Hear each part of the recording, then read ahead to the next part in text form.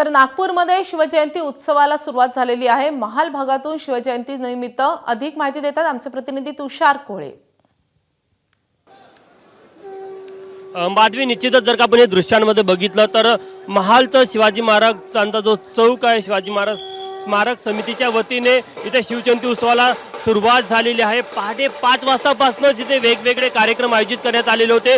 सुरुवातीला छत्रपती शिवाजी महाराजांच्या बालरूपामध्ये नगर पालखी काढण्यात आलेली, त्यानंतर मग त्यांच्या प्रतिमेला दुग्धाभिषेक करण्यात आला आणि त्यानंतर मग आता इथे वेगवेगळे ढोलताशा पथक आपण बघू शकतो की ते इथे आपलं प्रात्यक्षिक सादर करत आहे। शिवमुद्रा ढोलताशा पथक आहे ज्यांनी कर्तव्य पथावर देखील सादरीकरण केलेलं होतं। तो ढोलताशा पथक देखील इथे शिवगर्जना करताना आपल्याला पाहायला मिळतं आणि शिव जयंतीनिमित्त वेगवेगळे उपक्रम आज नागपूर शहरामध्ये आपण बघितलं तर सकाळला जो दुग्धाभिषेक झाला, महाआरती झाली आणि त्यानंतर मग आता साधारण पुढचे 3 तास अशाच प्रकारे वेगवेगळे सादरीकरण होणार आहे। विशेष करून नगर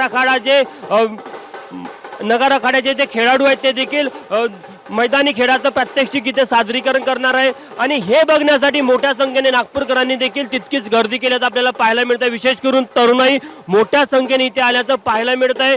आज छत्रपती शिवाजी महाराजांच्या जयंतीनिमित्त नागपूरचे भोसले घराणे आहेत ते देखील इथे येतात, ते देखील महाआरतीमध्ये सहभागी होतात। सोबतच दुग्धाभिषेकाच्या वेळी देखील त्यांच्या घराण्याचे सदस्य इथे उपस्थित होते आणि वेगवेगळ्या पद्धतीने आज नागपूर शहरामध्ये शिवजयंती उत्सव साजरा केला जात आहे आणि शिवमुद्रा पथक आहे जो आता इथे ढोलताशा पथकात सादरीकरण देखील आपल्याला करताना पाहायला मिळत आहे।